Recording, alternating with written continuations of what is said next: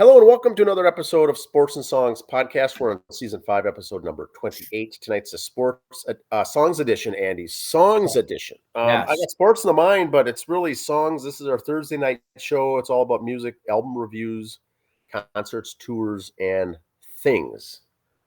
Well, Andy, we got an album review tonight of a band we haven't done yet, the Eagles. Right.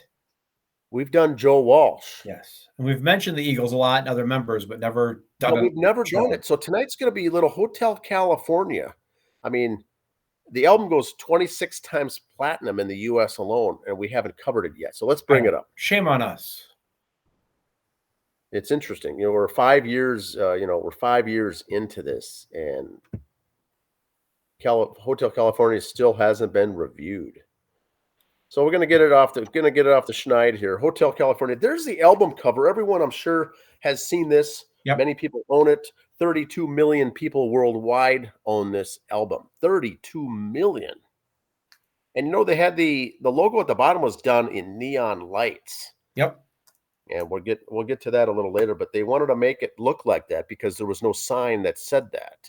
So they had to makeshift to create that image.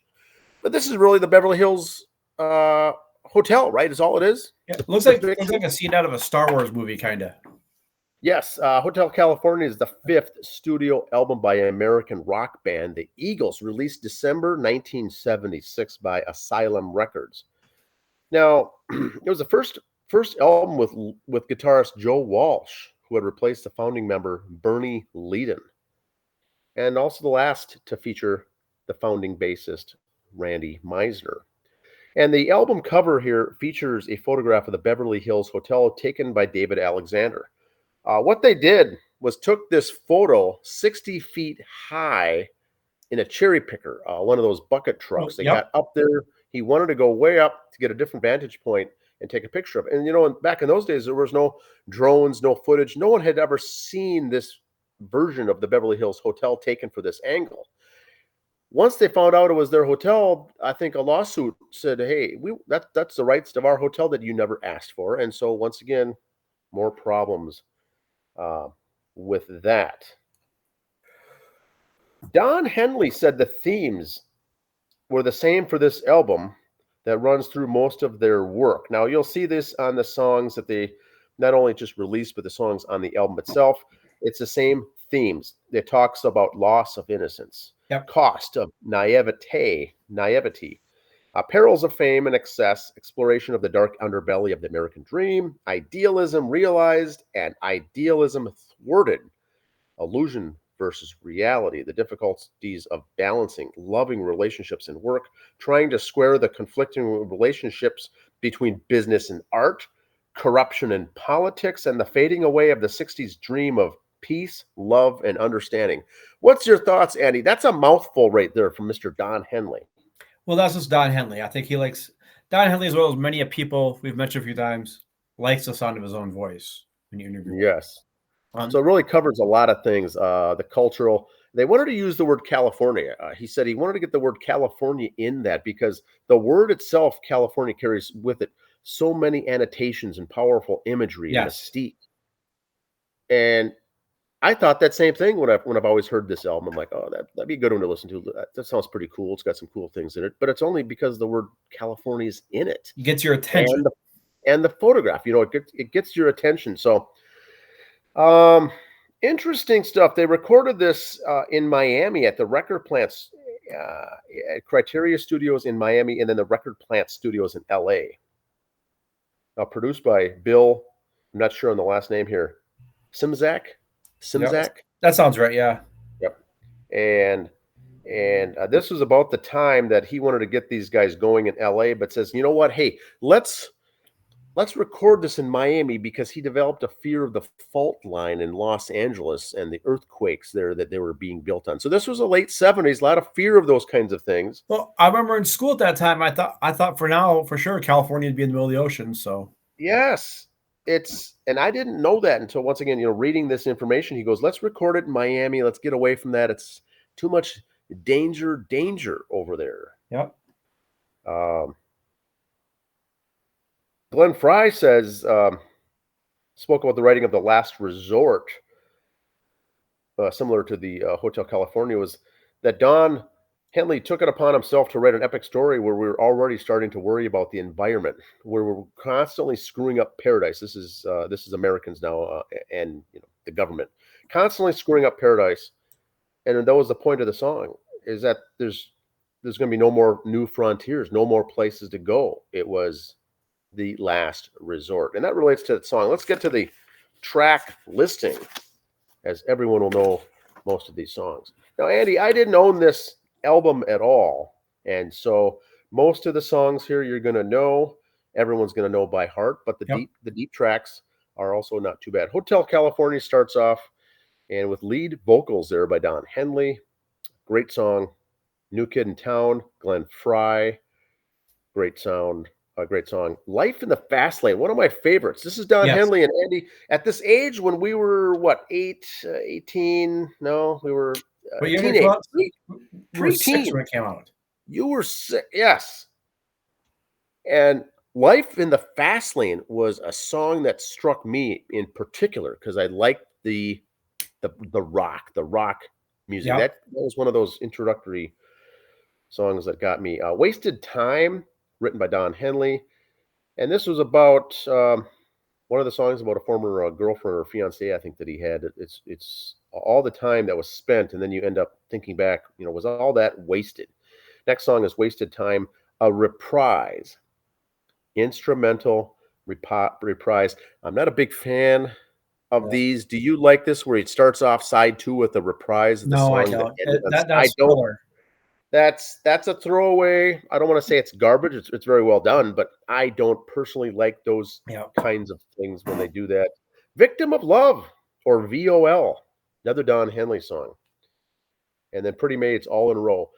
So Joe Walsh is in the band for the first time as guitarist on this album, does the lead vocals on Pretty Maids, All in a Row. I did not know that. The first time I heard that, I heard this song much later on when it came out, and I thought that was a Joe Walsh single. I didn't know it was an Eagles song. Yeah, interesting. And that's why we do these episodes. We try to educate. But that's why we're here. We get the next song, Try and Love Again, is Randy Meisner as lead vocals.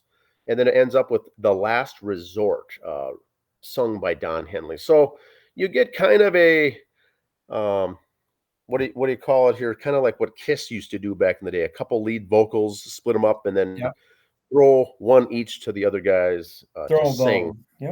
Throw them a bone. So Glenn Frey, harmony, backing vocals, guitars, piano.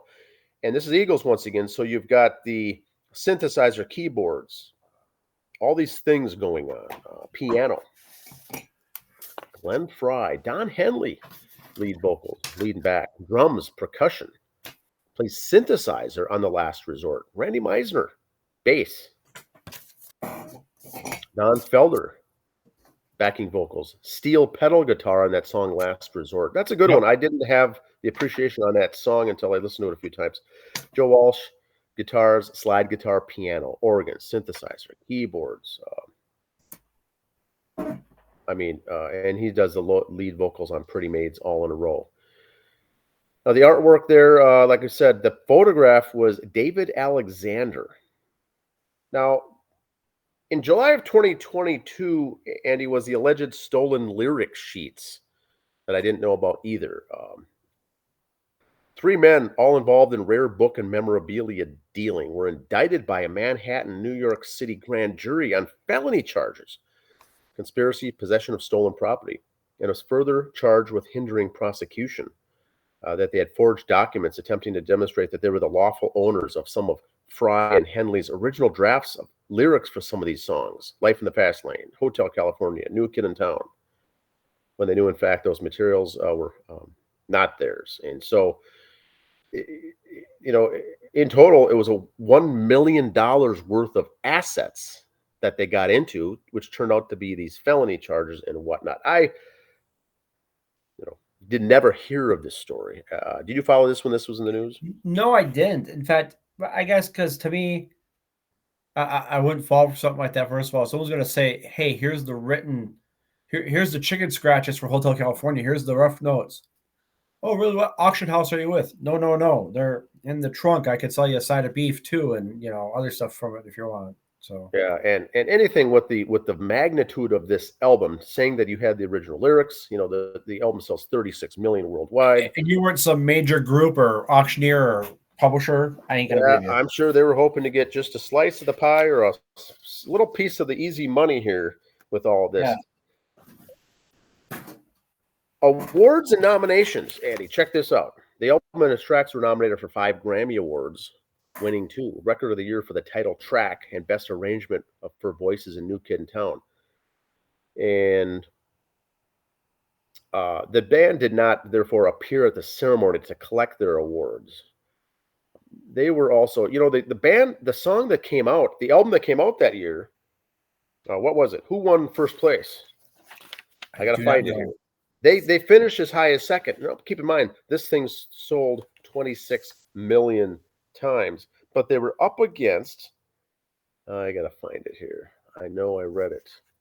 And they never got, it never hit number 1 on the charts, this album. Or I'll find it here in a second. But it entered at Billboard 200 at number 4, reaching number 1 in its 4th week. So it reached number 1, but it did not win the award for the Grammys and got second. They at the time said, we're not into seeing who can win. We're creative artists, music artists. We're not going to go and collect our awards. It just doesn't. The whole idea of a contest to see who is best just doesn't appeal to us. Do you think that's a fair quote? That's them, yeah. Yeah, it's just, I think what they're really saying is, we sold 32 million records. I think it says it right there. We're not going to go somewhere and do this. So they won some things. The Grammys, the song Hotel California, the song New Kid in the Town, and then New Kid in Town nominated for the Best Pop Vocal Performance by a Group, nominated for Album of the Year, nominated for Producer of the Year. Now, if you look at Rolling Stone's list of the 500 greatest songs of all time, Hotel California is ranked 49th. Fair enough. I mean, everyone knows that song. One of these 100 greatest albums of all time. They're included in that. Recently ranked at number 37. 500 greatest albums of all time. It was dropped to 118. When they redid the list in 2020, it was moved to 118 on the list of 500 greatest albums of all time. Certified platinum 26 times. 1977 album, 1 record of the year, Songs in the Key of Life by Stevie Wonder. Oh, really? Stevie Wonder. Is that what you were looking for? Yeah. That's why I'm here. Oh, here it is. Here it is. That was. But the nomination for Album of the Year lost to Fleetwood Mac's Rumors in 1977. So 1977, Rumors came out. They hold the awards in 1978, and that wins Album of the Year. That's what I wanted to mention. Yep. So Stevie Wonder's correct, but it was Fleetwood Mac's Rumors. Steely Dan, Eagles, James Taylor, and the Star Wars soundtrack were all up for in 78. Okay. Yeah, interesting stuff. The hotel, Henley goes on to mention the hotel became a literal and symbolic focal point of their lives at this time, and it became a theme for the song. Wanted the song to be more cinematic and wanted to write it like a movie. He sought inspiration for the lyrics by driving out into the desert, as well as from films and theater. He wanted to make it, and that makes sense when you listen to the song, right? It's like you're watching a movie with the story that you can imagine. Got a picture going on. That's how he wanted to do. And his song Wasted Time was based on Henley's breakup with his then girlfriend, Lori Rodkin. Lori Rodkin. So, good stuff. I mean, and then Victim of Love was recorded in a live session in a studio, apart from the vocal and harmony of the choruses, which were added later. And you didn't hear a lot of that back then, but they did it there, yeah. Yeah, they couldn't get it right. And then the last thing is the thing I wanted to mention. The last thing is they were recording with Black Sabbath next door. Exact same time they had the record studio as Black Sabbath. And a lot of their songs had to be redone over and over and over because of the loud noises coming from the next studio when Black Sabbath was there. That I thought was interesting. Oops.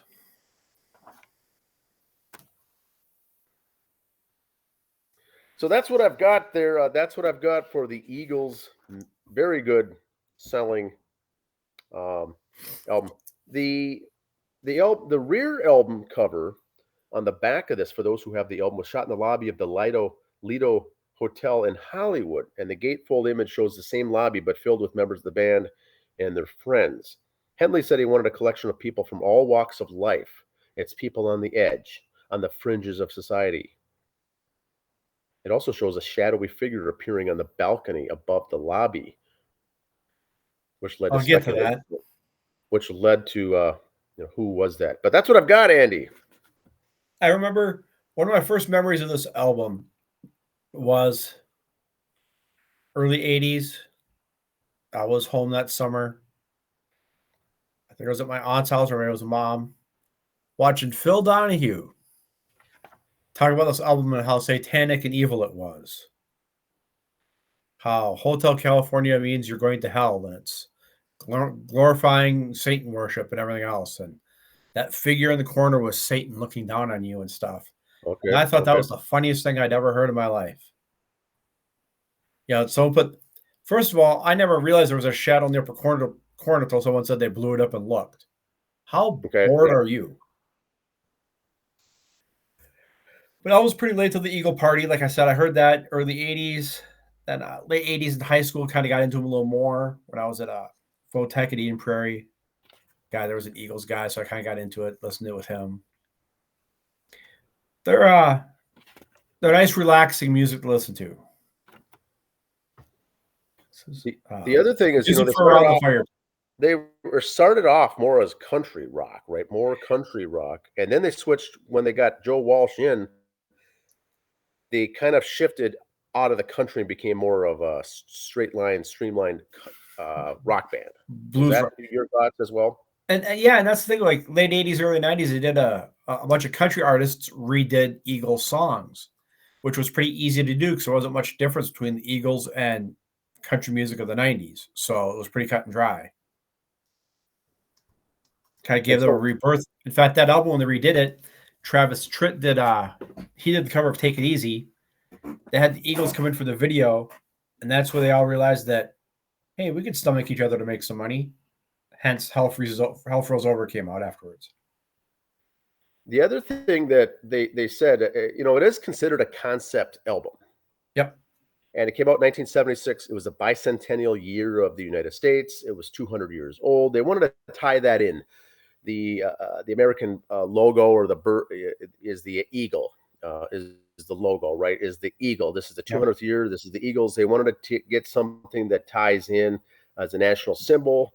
They felt kind of obliged to make some kind of a little bicentennial statement using California as a microcosm of the whole U.S. or even the whole world, if you will.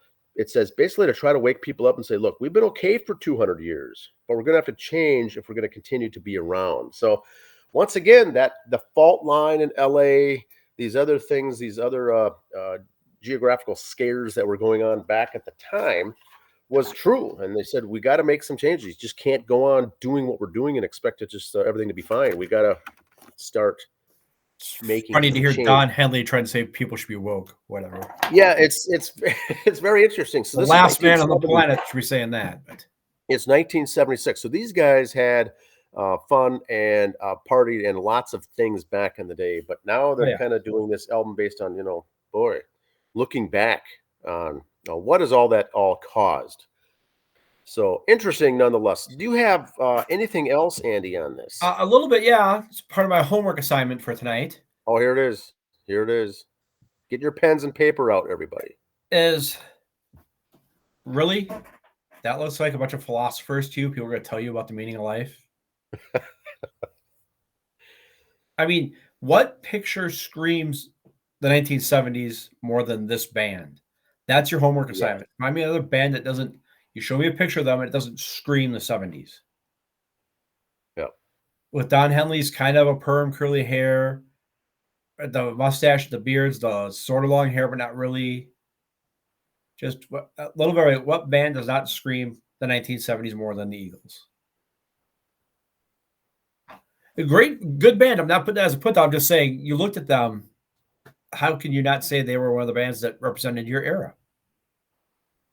Yeah, very good stuff. Good stuff. Another guy from the 70s. It was 14 years ago today. We lost Ronnie James Dio. Wow. Yes. It's been 14 years already. That has gone fast. That has gone very fast. One of the best vocals, whether you agree with it or not. He's mostly in top 10 lists of Yep. many heavy metal people's minds. Many is number 1 or 2, but Yeah. for sure, top 5, top 10. He's kind of one of those guys. I've used this analogy before. He's not on the Mount Rushmore. He's more like that statue off to the side, special statue just himself. Very You know, iconic. he's not in a group of. He is Ronnie James Dio. 10,000 Days, a Tool tribute, along with Devil's Rejects, a White Zombie tribute, and the group Menace will be Saturday, June 15th. Gates at 5:30. Summerfield. So there you go. Go see those guys. I haven't seen Devil's Rejects yet. Would be kind of cool to see them. Yeah, and is there a lot of Rob Zombie tribute bands out there? I don't follow that, so I'm not sure if there is. Right. And they say a tribute to Rob Zombie, so I'm sure they're doing the White Zombie, Rob Zombie. That was kind of, all those things. I feel like, was it Paul McCartney in Wings or Paul McCartney? That I think he probably does both. So yes, that would be good. It would be good to see. That's a third. Have the interns work with them on the show. Third weekend of June. Very awesome. Yes. Leave a note for the interns to get a hold of their people. Menace also. Yes. We've kind of had members of Menace on in the past, if you know your stuff, boys and girls. Right, Adam? Yes. Moondance Jam 33. Now you look at some of those names up there. Foghat. The former lead singer Journey. You got Kansas, Blue Oyster Cult, Creed. That's not why I'm saying that, boys and girls. Read your small print down there. Sugar Buzz is playing at Moondance Jam. Oh, really? Yeah, check down there. See right down there. Right there. So my question, Andy, this is more of just a business question, is Is this their last year, or was last year their last year and they made some deal to come back? Or are they really shutting that down, or is that none of that came to fruition? It depends on the year. I think they say that just to try to go, oh, it's the last time we should go. And, I see. That could be. They have Moondance Jam and Moondance something else. Like they tried to, because one's country, one's rock. They've tried to mix them in the past. And then they got away from that. So, great. When I was up there one time when this was not going on, I drove into that area, that campground, that parking, that stage area that they've got up there. I mean, and it's a jackpot for outdoor music, just the sheer size of this stuff. It's outdoors. Think your old Woodstock, kind of think Rockfest, Cadott, Wisconsin. Great venue. Yep. Speaking of, here it is, Queen of the Reich and Hellion. Some of those guys know each other in those bands. Oh, yes, they do. May 31st. Following social media with our friend Beth from Queen of the Reich. She is still under the weather, taking some time off between that and Sugar Buzz. So get well, Beth. Get well, Beth. Good band to see, Queen of the Reich. Also, Hellion I've never seen, but I've heard them once. They are on my list. Things that's to do before I turn 60. Cover band. It's got to be on your list. It's got to be. That's a checklist right there. And here's a picture of some kids back in the day listening to Yoko Ono sing. Exactly. That's perfect. I'd throw that in there. Meme of the week. Great meme. Now, this was on Medina Entertainment Center on their website today. So a couple weeks ago, I chat. They had a couple concerts on. I thought, well, maybe they revamped last year, so not close for that. What they had to say today was coming soon, the fall schedule. I think because they booked that room a lot for weddings in the summer. So you're not going to see a lot of concerts at Medina. Do a lot of stuff out on the patio on Thursday nights and things like that. So is this take them off your list of places to check? They just do it more in the fall and winter. It's mainly Friday night shows then, you think, for concerts to get ready for Saturday, or do they shut it down and not do it Friday? They are not doing any concerts right now at all. I think it's probably wedding season there. So Okay. That's interesting. got a birthday or two to mention here. One in particular I want to mention. Actually, today, CC DeVille of Poison turned 62. Like, you look at these pictures here of him with the big hair back in the day and kind of the clean cut shave there. I guess last year when they're on tour, he was like the whole mountain man, long hair, long beard type look. So who knows what to expect from CC DeVille? Arguably one of the best guitar players of the 80s. But he was, again, one of those who fame and fortune got to him, and what could have been? What could have been? And in local news, happy birthday to co-producer Dan. Thank you. That picture was taken at our beach party last year of Dan. So Perfect. Thought we just share that with him there. Exactly. Yeah, his hero, his icon. That's all I got. That's my little bit for the show. That's good stuff. It's Hotel California is one of those bands too that you can listen to in 1976, 86, 2024. They're still good, same sound. I hate to use the word they're a timeless sound, but they kind of fit in whatever genre, whatever era you're listening to. Yeah, you can always have it on in the background on, once again, a road trip. Fire pit music. It's all good stuff. All these songs, and most of them, like we said, are well known. You're going to know them all anyway on this particular album. And I think they were the first bands that really popularized the drummer doing a lot of the lead singing. So you forget about that. Don Henley was the drummer and sang half the songs. So very good band. Saw them on one of their reunion tours, one of their Hell Freezes Over tours. Did a great job. They were still hitting at the end till Glenn Frey passed. They're all still doing well. I don't know how much longer they'll go on because, again, it's the Eagles. No offense, you're not putting in that much work on your show like a lot of rock bands where they're jumping around in pyrotechnics and rah rah rah. It's nice basic acoustic show, So good band. Check them out if you can.